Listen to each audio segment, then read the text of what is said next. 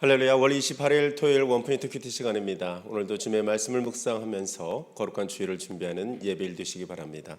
오늘 하나님께서 우리에게 주신 말씀은 시편 136편 1절에서 15절까지의 말씀입니다. 함께 읽습니다. 여호와께 감사하라. 그는 선하시며 그 인자하심이 영원함이로다. 신들 중에 뛰어난 하나님께 감사하라. 그 인자하심이 영원함이로다. 주들 중에 뛰어난 주께 감사하라. 그 인자하심이 영원함이로다. 홀로 큰 기이한 일들을 행하시는 이에게 감사하라. 그 인자하심이 영원함이로다. 지혜로 하늘을 지으신 이에게 감사하라. 그 인자하심이 영원함이로다. 땅을 물 위에 펴신 이에게 감사하라. 그 인자하심이 영원함이로다. 큰 빛들을 지으신 이에게 감사하라. 그 인자하심이 영원함이로다. 해로 낮을 주관하게 하신 이에게 감사하라. 그 인자하심이 영원함이로다. 달과 별들로 밤을 주관하게 하신 이에게 감사하라. 그 인자하심이 영원함이로다.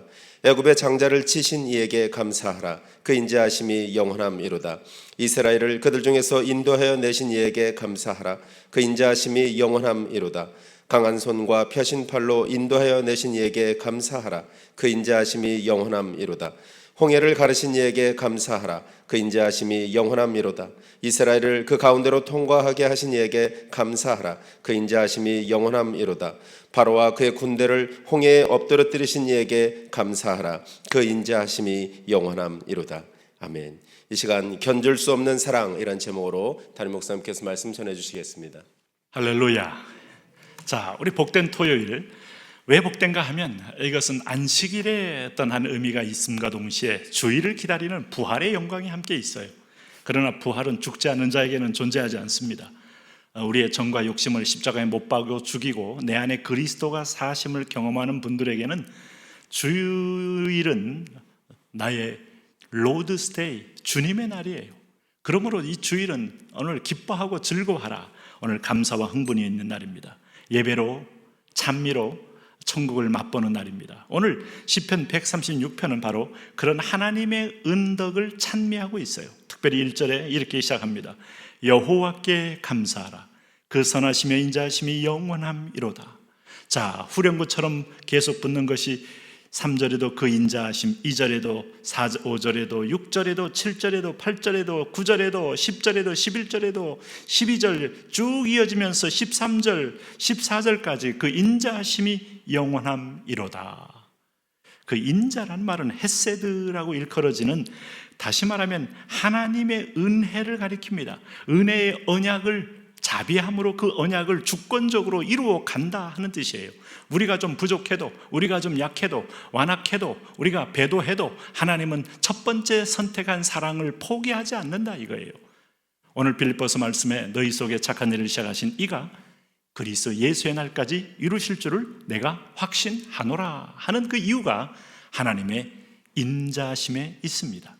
그 인자하심이 주님이 오실 때까지, 그리고 우리를 그의 신부로서 영접하여 주님의 나라에 인도해서 영원한 나라에 거할 때까지 영원하게 인자하심이 우리의 머물기에 우리는 날마다 그를 찬양할 수 있어요. 그래서 이 천국의 한 모형을 지금 보여주고 있는 거예요. 그 시인이 찬양하는 하나님은 그가 2절에 보면 신들 중에 뛰어난 하나님, 전능하시고 여호와 체바오트 만군의 하나님이라는 거예요. 여러분, 하나님은 유일하신 창조자입니다.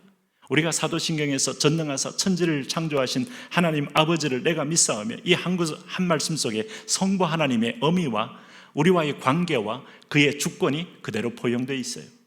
그분을 찬양하는 거예요. 그 인자하심이 영원합니다. 그리고 두 번째 찬양이 뭡니까? 4절에서 9절까지 이어지는 말씀 속에 그분이 바로 세상을 만드셨다는 것이죠. 홀로 큰 기이한 일들을 행하시는 이, 지혜로 하늘을 지으신 이, 땅을 물 위에 펴신 이, 큰 빛들을 지으신 이, 해로 낯을 주관하게 하신 이, 달과 별들로 밤을 주관하시게 하신 이. 그러므로 우리가 이제 벌써 우리 하지를 향하여 가고 있지 않습니까? 6월 한 21일쯤이 하지일 거예요. 하지가 지나면 점점 낮이 짧아지고 서서히 밤이 길어집니다. 그러면서 춘분 지나고 드디어 추분이 되고 동지가 되면서부터 밤이 가장 긴 날을 맞이하게 됩니다.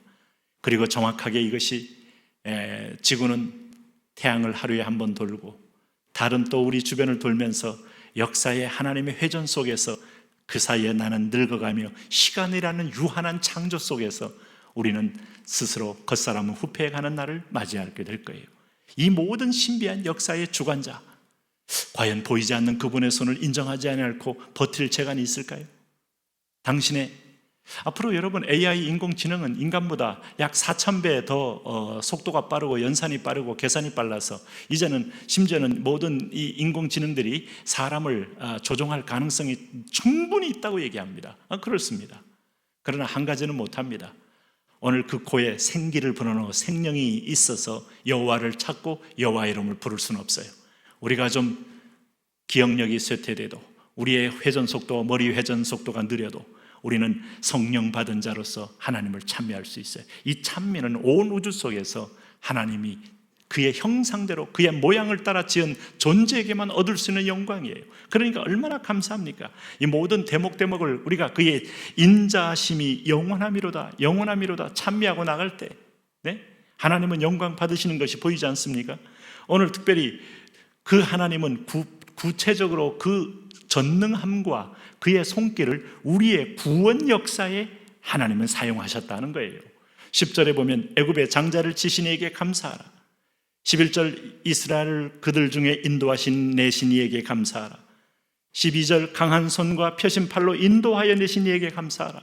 이 모든 것이 오늘 430년 동안 애굽 왕 가운데서 하나님께서 처음에 야곱의 아들 70명이 애굽에 피난 가서 거기서 거주하면서 거기서 고센 땅에 거주할 수 있는 특권을 얻게 되죠. 왜요? 요셉이 있었잖아요.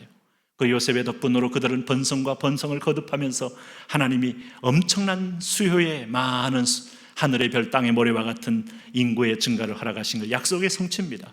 그러나 요셉이 죽고 요셉을 알지 못하는 새 왕이 힉소스 계열에서 등장하면서부터 그들을 핍박합니다. 왜요? 그 땅은 세상이기 때문에, 그 땅은 우리가 구원받아야 할 땅이기 때문에, 이것을 설명하기 위해서 보낸 족속이기 때문에, 그래서 하나님은 오늘도 절대적인 노동력이 필요한 애굽 땅이었지만은 하나님은 10가지 재앙을 통하여 바로의 항복을 받아내고 구원해 내시죠.